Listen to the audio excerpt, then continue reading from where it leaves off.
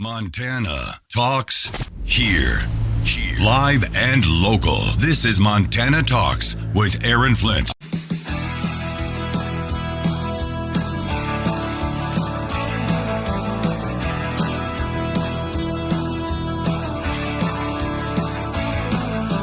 Broadcasting live across the great state of Montana, powered by the Montana Electric Cooperative Association. Your Montana Electric Cooperative, they do much more than keep the lights on for you.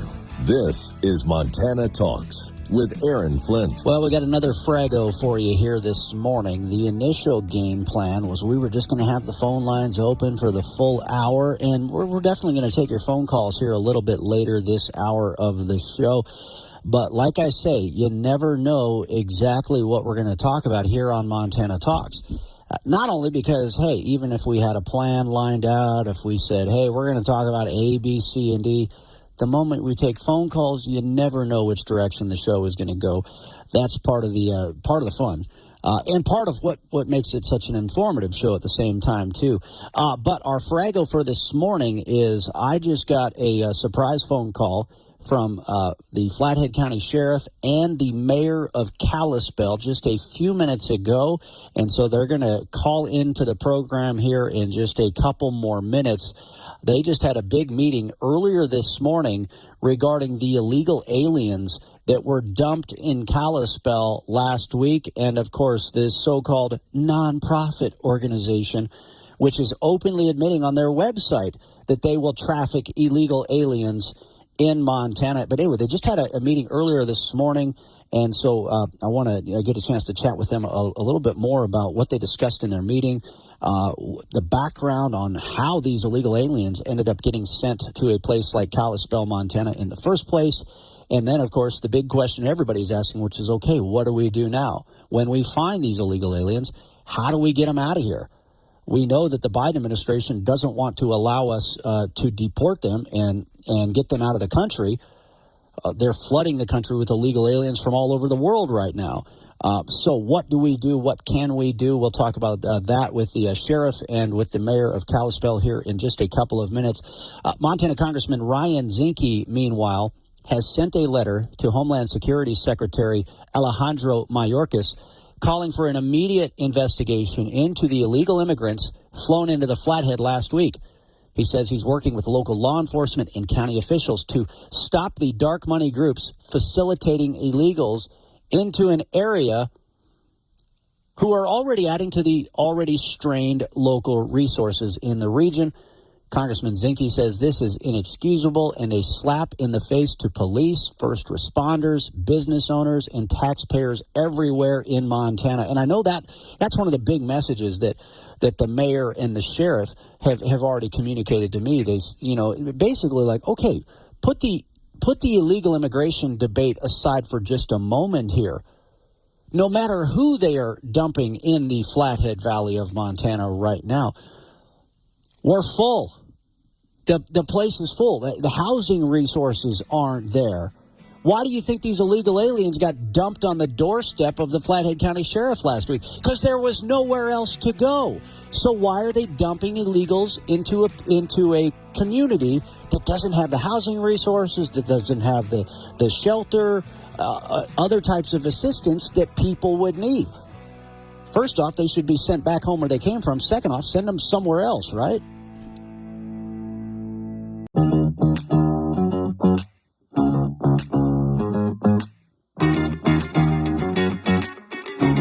Taking your calls live, 406-294-0970. Montana Talks with Aaron Flint. All right, let's jump right into it. Yeah, we've got Flathead County Sheriff Brian Haino on the phone lines. We've also got Kalispell Mayor Mark Johnson on the phone lines with us. They were in a big meeting earlier this morning discussing this situation involving illegal aliens reportedly being dumped in the Flathead Valley. Sheriff, I'll start with you. The big question everybody has is, how did these illegal aliens show up in Kalispell, and how do we get them out of here? How do we deport them or send them to another location? Anyway, Sheriff, thanks for calling in. Yeah, so I think a lot of this, we got to go back to there's between 5 and, or saying 5 to 10 or 7,000 a day, and individuals, generally coming across the border through different ports of entry. And then there's, a ruling that essentially they have 72 hours to process these individuals. So, first of all, we have this difficult task that we're placing on, Border Patrol agents of saying, roughly, 5 to 7,000 a day, trying to vet and work through these different actions, identifications. I mean, that's a pretty daunting task. So then, they are oftentimes reach that 72 mark. They're released into the United States, I guess we'll call it that, and then they're often given travel arrangements by, our government. And that's generally how they get to, and this probably in this scenario, somewhere like New York City or something along those lines.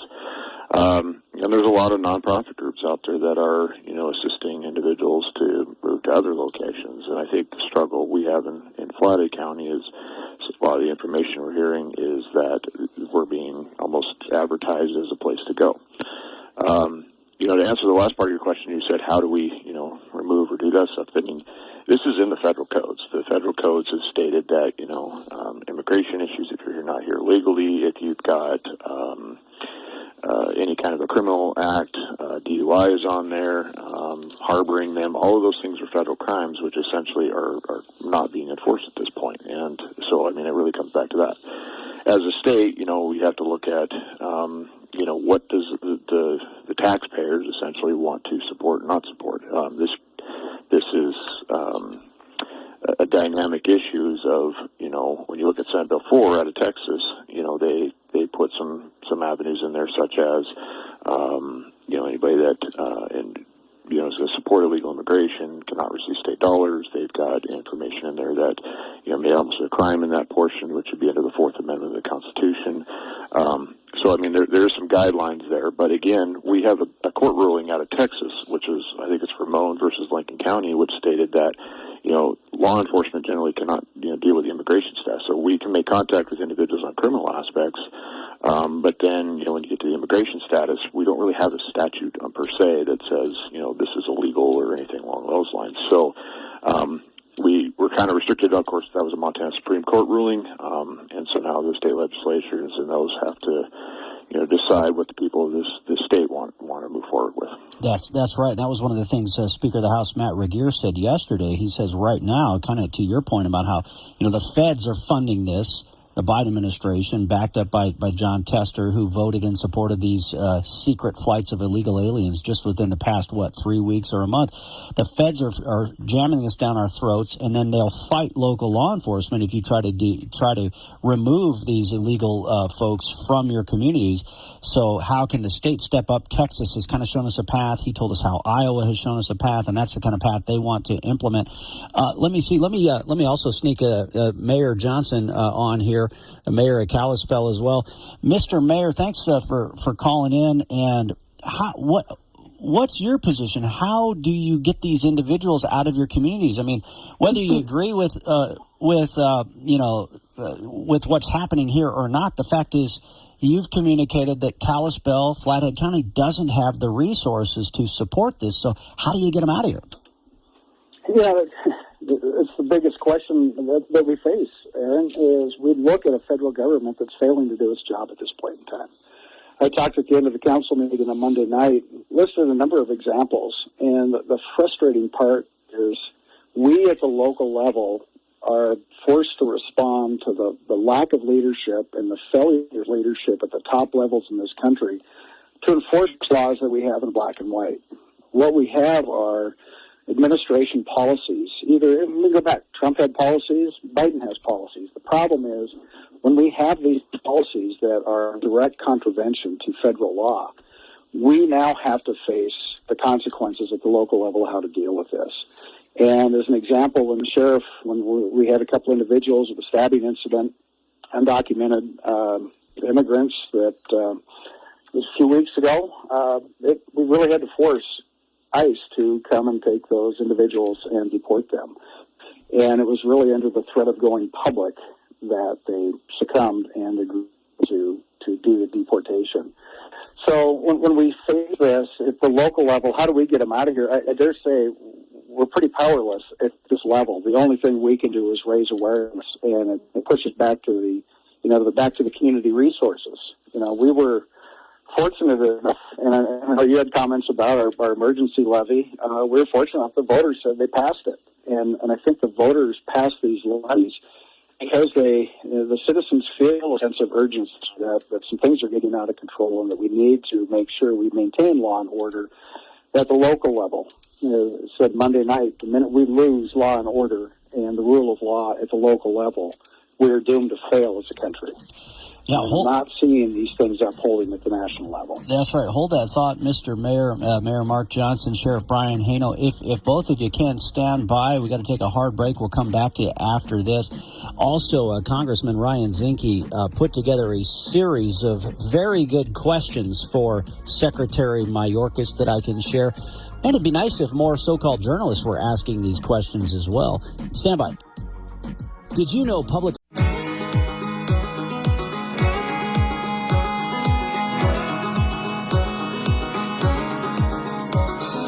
Talking about the issues that matter to Montana, statewide.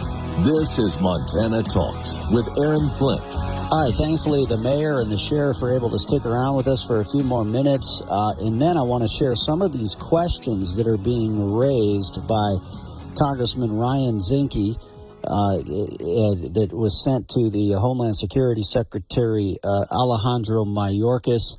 And then we'll start taking your phone calls as we move into the open phones portion of the show. I do want to get to an open phones portion where you can call in about whatever you want to talk about. 406-294-0970 if you want to get in the stack right now. Let's see. Let's go back to Flathead County Sheriff Brian Hano. Let's see. Make sure I'm on the right phone line. Yeah, there we go. Sheriff, one of the questions I have is this Valley Neighbors outfit, which is apparently headed up by the head of the Flathead County Democrats. On their website, they openly admit that they will assist people of any immigration status. Okay, let's put aside asylees and refugees for a moment here. If they're openly admitting that they will assist people who are breaking the laws of this country, if I were to be aiding and abetting a criminal, hey, you can come stay at my house. I know you broke the law, but come hide out at my place. I've got to think that somehow this Valley Neighbors outfit could be held accountable if it's proven that they are aiding and abetting criminals, people who are breaking the laws of this country. It's under the federal codes. Essentially, aiding and abetting was put into the immigration codes in years ago, and essentially harboring is what they were doing. And again, it's back to that. Statute-wise, in the state government, as Mayor Johnson put it, you put it that to the local level. We haven't really got a hardline MCA rule, but it's under the USC codes and essentially of harboring and illegal immigration. So essentially, we're ignoring federal law is essentially what we're doing. So the U.S. attorney really could tackle something like this, but he probably won't be allowed to because he was appointed by Joe Biden, of course. Who's I'm going to stand up for those guys that the Border Patrol agents and those that are working there every day. Is that a lot of times they want to do these enforce the law, but they are punitively and looked at or told that hey, if you do anything, you're going to be facing repercussions. And again, I struggle. That'd be like me telling my guys not to investigate crime. That should be an immediate issue that we're not going to be doing. That I shouldn't be in this office at that point. And so I guess that's the issue is that you've got these codes on the books that we're not enforcing. We're not asking for new codes. We're asking for them to enforce the ones that are on the books. That's right. And just remove the policies that open up the floodgates to begin with. Enforce the laws that are on the books here, which, of course, they refuse to do. And you're exactly right. The great men and women of the Border Patrol, they want to be able to do their jobs, and their hands are being tied behind their backs right now. Sheriff, anything else you wanted to share with our listeners across the state before I get some final thoughts from the mayor as well? Yeah, I think the biggest one that, in these discussions is there is a cost. Everybody says there isn't, but there is. So when you bring in individuals that have different varying levels of documentation, you you have medical, you have education, you have all these different things that are essentially added to it. Even look at my agency. How do you train 60 people on languages that are going to vary across? We've got everything from Spanish to Russians to everything else. I can't teach all my guys those things. We use the language systems, but every time that we call in and we do these things, we struggle with there's different contexts of Spanish, right? So you've got then different countries, much probably like you would be the United States government. The southern way to talk compared to the northern way to talk is different, and so we have issues with that. Then if you're dealing with 15 or 20 trying to investigate a crime, that takes more time, from for our guys to deal with that. We still have to investigate the crime, do all those types of scenarios, but we have to use all these tools. And how do I educate?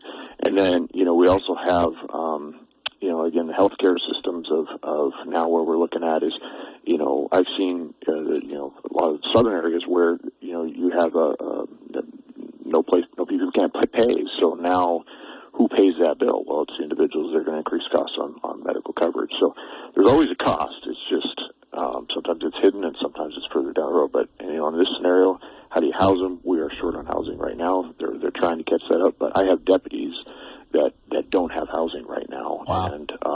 And now we're talking about bringing people from some other country here and giving them housing when our own courageous sheriff's deputies can't even find housing. Yeah, that's outrageous. Well, and in that point that you made a few minutes ago, another reminder that you had an illegal alien who stabbed somebody, and yet the Biden administration resisted efforts to deport that individual. It just shows the fight that you've got on your hands. All right, Sheriff Haino, again, thanks for calling in. Very informative. Appreciate your insight. Let's see. Let's go to, and again, thanks for your service and thanks to your deputies out there as well. Kalispell Mayor Mark Johnson.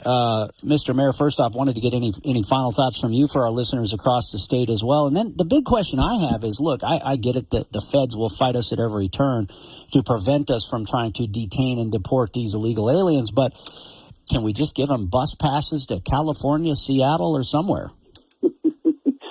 More than happy to, get them somewhere where they can get the services in a location where there's more capacity, more funds available, and probably more attention with assets allocated from the Biden administration at this point. Because we don't really see much of that up here. We're too small of a community to qualify for any of those types of things. But Aaron, I think my last thoughts is this is indicative of over the last several years of what we've seen. We're really approaching, and I commented on that Monday night, we're really approaching a crisis in confidence with our federal government. I look back over the last several years and I see lightning impeachments of President Trump over a phone call, whether or not, who knows. I look at the events that are surrounding our border and the failure of Secretary Mayorkas to do his job. And, the fact that we have a House that can impeach the Secretary and a Senate that doesn't vote to pick up that impeachment and essentially avoid their constitutional duty, to me is a shame, because somebody has to answer for the fact that we have federal laws not being followed, not being addressed at the highest level in our government. And, I'm kind of tongue-in-cheek, I guess maybe Secretary Mayorkas was impeached at the House level because he could be found fit to stand for trial, because I don't think you could actually take our president and impeach him and have him found to be fit for trial.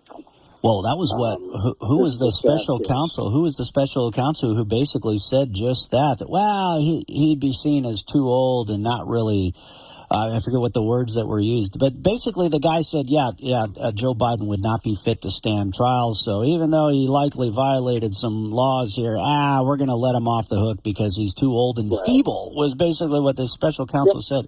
It's crazy. And you're right about that Mayorkas vote. On a party line vote, every single Senate Democrat voted to keep Mayorkas at the helm in the midst of this invasion. absolutely insane.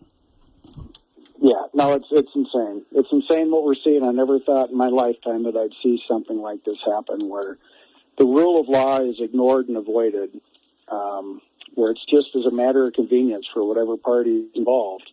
It's truly sad, because now the sheriff and I were dealing with things at the local level we never should be dealing with, and it's unfortunate we don't even have the support from the federal government to continue and do their role, what they should. That's right. Well, Mr. Mayor, thanks for calling in. Appreciate the insight, especially after that big meeting you just had earlier this morning. Thanks for joining us.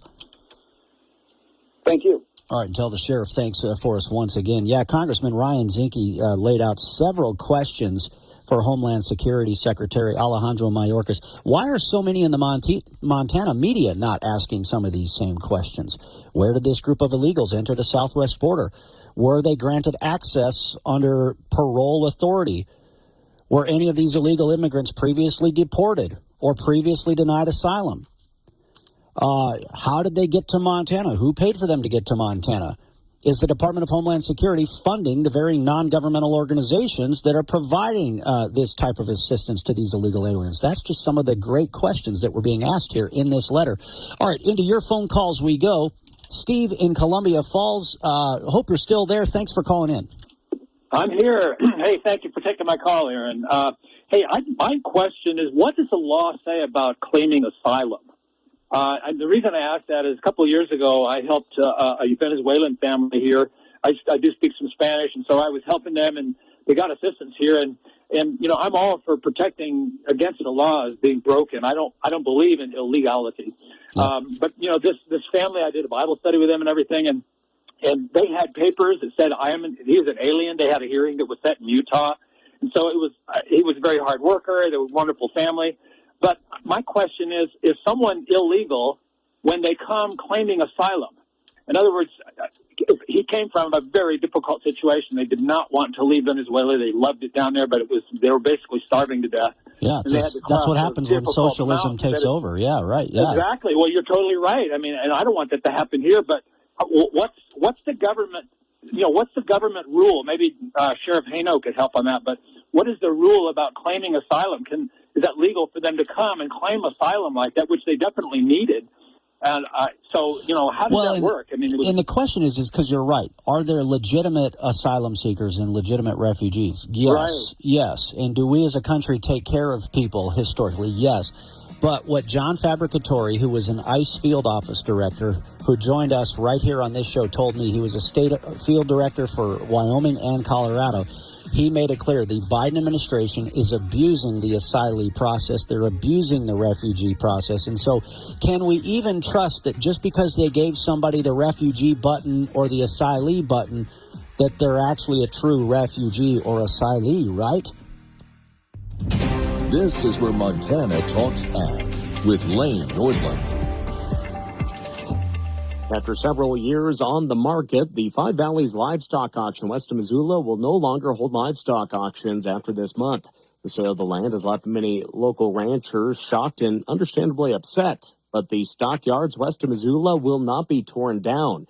They will be used as a transfer yard, with livestock being trucked to Montana Livestock Auction in Ramsey. Montana Knife Company purchased the land to build a new manufacturing store on an undeveloped part of the property. Josh Smith is owner of Montana Knife Company. Actually going to keep it open as a transfer center. So it is going to be a little bit of a change, but it was very important to me that ranchers had a place to take their cattle locally where they didn't have to haul stock trailers clear over to Butte or to Great Falls or wherever they were going to go. So we did a deal with the Ramsey stockyards there. I think June 2nd, they're going to start picking up cattle there so people can bring their cattle in the morning. And that afternoon, those cattle will ship out, so nothing will stay overnight. For Frenchtown rancher Shay Garrett, the closing of the live auction is troubling. It's not preferred for us guys that have cattle and sell cattle. I had 4 yearlings that I needed to get rid of, and I took them in last week because I knew I wouldn't have another chance. And if we start shipping them somewhere else, it's going to cost us more money. I don't hold nothing against the guy that bought it. It's been up for sale off and on for 3 or 4 or 5 years ago, and it's been struggling. A difficult change for livestock producers in western Montana. I'm Lane North.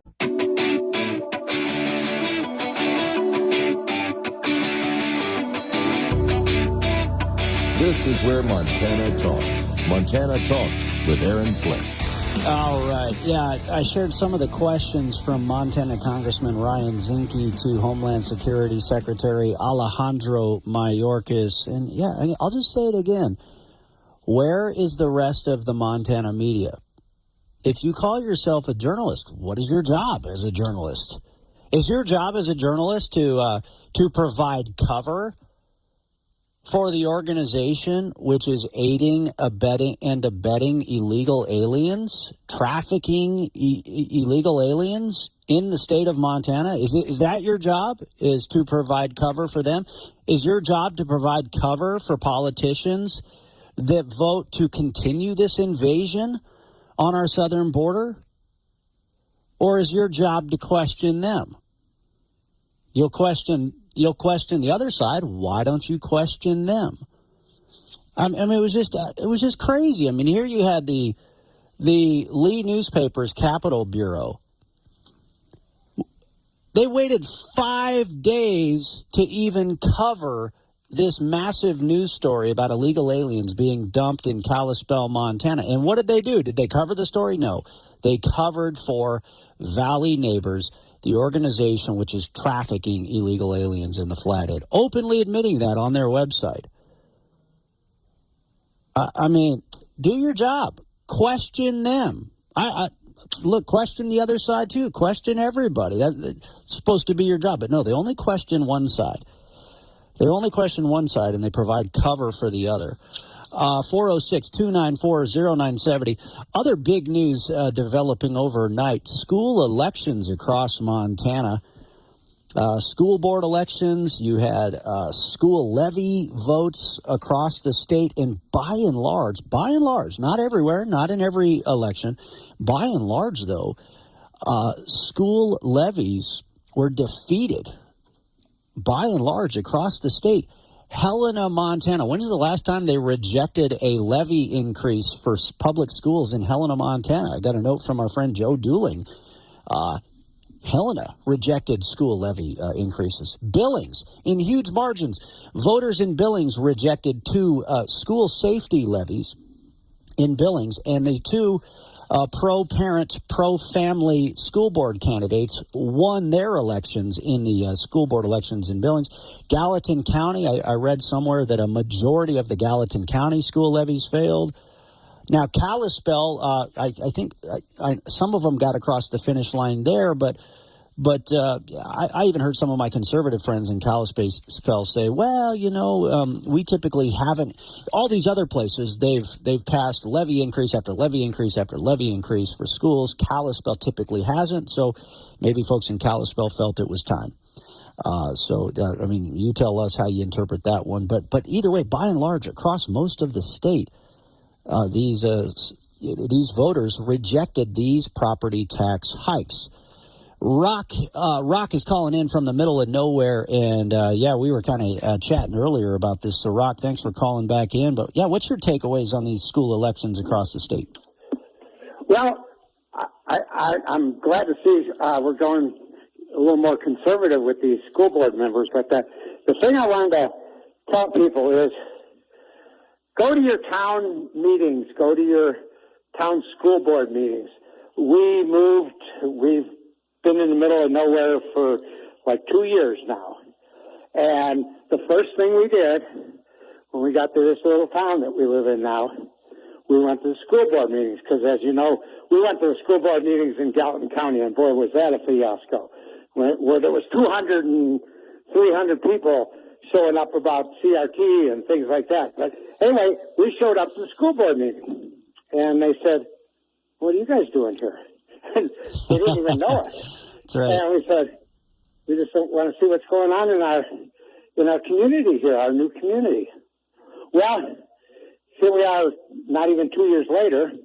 My wife is now on the town council, and don't say you're too old for this stuff, because my wife's 71 and I'm 74, and I am now also a member of the fire department again, but just showing up, now we've got quite a few people that show up to the school board meetings because there's something going on with the budget that's a little shaky. And so just by showing up, you're holding these people accountable because we voted them in. They work for us. That's a good point. Yeah, that's a good point because the way the government works is they work for us. We are not slaves to the government. They work for us. Well, and not only that, but some of this crazy stuff that some of these school boards have been trying to jam down kids' throats. If nobody's there watching them when they make some of these decisions, they think they can get away with it. But then if there's a room full of people sitting there as they're talking about this stuff, they might be less likely to push the crazy with a whole room full of people watching them, right? Exactly. I'll tell you a story about that. You know, I lived in Big Sky, my wife and I did, for quite a while. And when we first got there, we lived in a little area called the West Fork, which was at that time affordable for, guys that were working on the mountain or construction guys, whatever. Not anymore. But she showed up for the council meetings there. She showed up for about a month. They all resigned because there was some real shady stuff going on, with building permits and things like that. And within a month, they all resigned. Interesting. And just by somebody showing up and paying attention, and especially on these local issues, that's where, think about it. You either, depending on where you live in Montana yesterday, you're either going to see a property tax hike or you're not going to see a property tax hike based off of local votes and local elections, which is another reminder that property taxes are by and large driven at the local level. Rock, great to hear from you. Pleasure as always. Thanks for your continued service there with the fire department as well. So important, that work that you do. 294-0970 is the number for you. One thing about the public safety levy, the school safety levies in Billings, I made this point even before the election there. Why is school safety something that we have to pay extra for? Why isn't school safety the first priority? But instead it's like, well, if you want safety for your kids, we're going to have to charge you extra for that. We're going to charge you an extra little fee. You're going to have to pay more if you want school safety. What? And then on top of that, isn't it interesting that some of the same people that were pushing a school safety levy were also the same people advocating for assassination classroom to be in the classroom? Good night. Let's see who's next up on the phone lines here. We got Rod in the Flathead. Rod, what's going on? Yeah, hi, Aaron. Just listening to Sheriff Hano talk and the mayor here in Kalispell discuss the issues with the border. And, you talk about, we have to ask a lot of questions. I disagree. We're done asking questions. We know what's going on. The feds have abandoned the states. The feds have abandoned this country. Okay, they're obviously illegally, unconstitutionally bringing in tens of millions of illegal aliens, and that's the key point. They're illegal. Okay, they commit a felony as soon as they cross the line. So what has to happen, they talk about having their hands tied. Oh, there's only so much we can do. That's really not true. You start out by making this state of Montana not a welcome place for illegal aliens because they're felons. So at the state and local levels, one of the things you do is you make it a non-sanctuary state. You make it official. Every town needs to start doing that. The county commissioners need to vote on that. I know it starts out and say, it's just kind of a bunch of words. But that's how you get started. Next thing, you go after the NGOs, okay? You don't have to arrest them. Don't do anything illegal. But just show the light on them. Constantly talk about what they're doing and how they're destroying this state, all right? Haul them before a committee. Haul them before your committees, yeah. Exactly. Every time. Okay, and don't listen to their rhetoric. Oh, we're just doing this for refugees. That's a bunch of garbage. Yeah, they bring in some refugees. They sit there and say, well, we're not actually bringing them in. We're not paying for this. The point is that their very existence tells the Biden administration where to go and send the people because they know these organizations are here to help facilitate the process. Exactly. Okay, so and as far as the sheriff goes, so we don't have facilities. Well, how are we going to house them? Well, don't house them. We can't afford it. We don't have the buildings for it, so don't house them. Pick them up, haul them down to Missoula. You keep shoving them around, you're going to start seeing some things change, okay? This thing's been going on in Colorado for a while now. Their hospitals are overwhelmed in Denver. Oh, absolutely. Man. We shut down schools because hospitals were about to get overwhelmed. But if illegal aliens overwhelm the hospitals, bah. Exactly. Exactly. So the point is that we need to quit asking questions. We need to quit expecting to get any help from the feds. The feds have abandoned us. We need to do it on our own. We need to make the state very uncomfortable for illegals, because the word will get out through the illegals processes, the illegal lines of communication, that this is not a good place to come to. That's right. They will find the path of least resistance. So that's right. Resist. Right. Rod, great to hear from you. Great phone call. Appreciate it. 406-294-0970. Coming up after our break. I'm not hearing the music for some reason. I don't know why, but coming up after our break, we'll get to Jeremy Migland. Jeremy Migland, stand by. You'll be first up right after this. Video.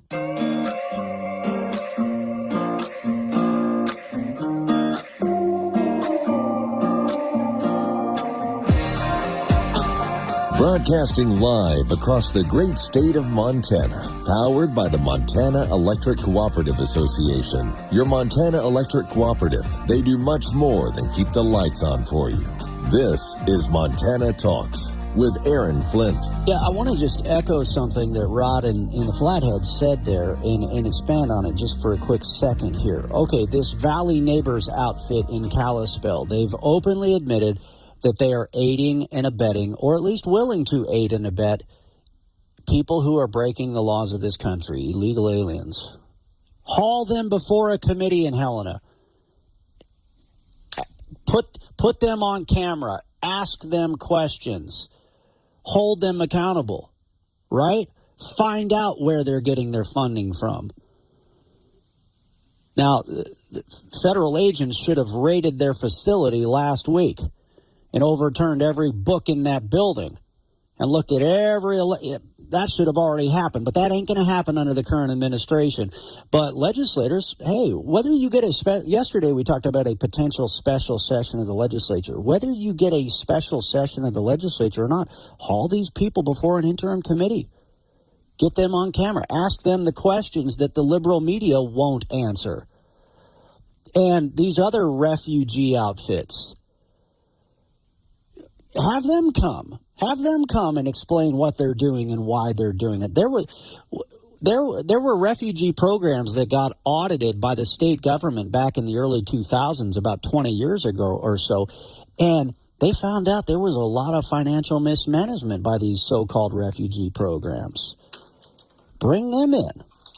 Bring them in. Hold them accountable too, right? Anyway, sunshine, right? Put some sunshine, put some light on these things. Jeremy Migland, calling in at Jefferson County, I think. Jeremy Migland, great to hear from you. Yeah, thanks for letting me call in here. So I had a couple of questions myself. Is one, if the local government does not have the resources to deal with illegal immigration, why isn't Gianforte doing something? He's committed, 2,000 troops to the Texas border? Why isn't he providing resources to the local government to handle this if we are that overwhelmed on the local level? That's one. Two, the sheriff also said that there's no Montana code to deal with. It's only on the federal level, the aiding and abetting laws. But Montana Code annotated 45.2.3023 says it almost mimics the United States Constitution other than providing comfort. It says either before or during the commission of an offense with the purpose to promote and facilitate the commission, the person solicits, aids, abets, agrees, or attempts to aid the other person in the planning or commission of the offense. So we have a state law to prosecute these unless I am missing something. Which one? We have to share that number again. What was the MCA? What was that again? Share that again, please, if you would. 45.2.302, number 3. Great. Your aiding and abetting laws. Yeah. So those are my two questions. Why aren't we using this law? Am I misunderstanding something? Because it mimics the federal law, other than the word comfort in there, which should be added if they get a special session. So, and Jeremy, you're running for the state senate right now, right? State senate, and it's 38. It goes from Helena all the way down to Whitehall, almost to Missoula, and then up to Sealy and back down. So not as big as the state like I used to, but All right. Yeah. Well, I remember meeting you and getting a chance to hear you speak back at that Freedom Convoy rally on the Capitol lawn. What was that, 2-3 years ago now? And great job back then. So I'm glad to hear you're still engaged. Yep, our freedoms are being eroded really quickly, and this is just part of them. This is just part of it. So, yeah, if Biden won't stand up, we need to. We have the laws in place. We have to enforce them. I mean, there's no enforcement, and there's no teeth. There's a lot of places that there's just not just this, but there's no teeth in a lot of our laws. So, Knudsen and the Attorney General prosecute, and it fails the Supreme Court because there's not enough teeth to it. So, I really hope when I get there to put a little teeth behind some of this stuff, like this aiding and abetting law. Well, I know that's what Speaker Regier communicated yesterday. And Jeremy Miglin, thanks for calling in. Great to hear from you again. Nice surprise phone call. That's why I love keeping the phone lines open. You never know who we're going to hear from. 294-0970, the number for you. But, yeah, that was one of the things Speaker Regier communicated yesterday. Now, according to the transcript, because I use this quote, if you missed yesterday's show, if you go to MontanaTalks.com, I've got this headline: Montana House Speaker urges special session on illegal aliens. And what he is saying is that right now our law enforcement and state law enforcement don't have any recourse. And so he says we, the legislative branch, need to give them that. And that's where we pointed to, hey, look what Texas is able to do. Look what Iowa has done. And he mentioned a specific Iowa Senate Bill 2340 that's referenced in this article on our Montana Talks website right now. And so it sounds like there are some laws that we need to get on the books here in Montana. The challenge is the legislature only meets every other year for about 90 days, and so either they need to do it with a special session now in June, or get it done in the regular session coming up this spring. But look, really, at the end of the day, I think John Jackson made a great point yesterday. Is, we can sit here and play whack-a-mole and chase our tail, and the Biden administration and the full weight and force of the federal government will fight us at every turn. The big picture still remains that until we get Donald Trump back in the White House, and until we give back control of the United States Senate, and we take away control of the U.S. Senate from these open borders folks like John Tester, we're going to continue to have this problem. So fundamentally, it comes down to 2024, the Senate and the White House.